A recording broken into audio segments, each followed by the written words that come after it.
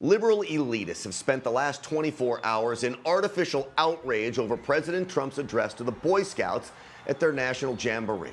Leftist media, like the New York Daily News' Brian Lisi, called his speech bizarre and claimed it should have been shorter, like when Obama addressed the group back by video in 2010. That, by the way, was less than 2 minutes. You want to hear a response to that? Listen to this. In 8 years, Barack Obama never once took the time to go to the annual Jamboree in person. I guess it was too American for him. CNN's Chris Cillizza ripped Trump's speech, calling it, quote, cringeworthy, including when Trump said, "Make America great again." What about that is cringeworthy?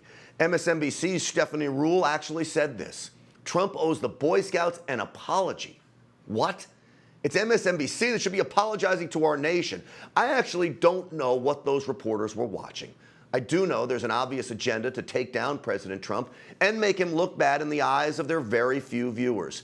The video is proof of what really happened at the Jamboree. Boy Scouts celebrated their president, our president. Look at that crowd, 40,000 strong. President Trump got a huge reception. You know who does owe the Boy Scouts an apology? Igor Volsky, vice president at the Center for American Progress, who tweeted this: Trump is trying to turn the Boy Scouts into Trump youth. Igor, you know exactly what you're doing. That reference is disgusting. Your friends at CNN or MSNBC or the Washington Post will never call you out on it. But on behalf of freedom-loving Americans everywhere, I'm here to tell you it's anti-American and, not to mention, just plain bizarre. And yes, it's your tweet that's cringeworthy. There is nothing wrong with young leaders cheering for their president, Igor.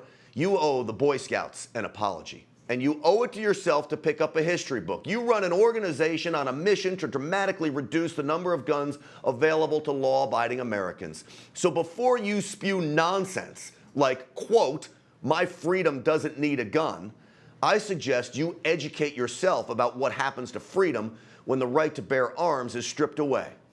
As for President Trump and the Boy Scouts, Trump youth, as you call them, it's despicable. And a decent man would apologize. I'll be waiting. All of us and all of our viewers here at NRA TV will be waiting.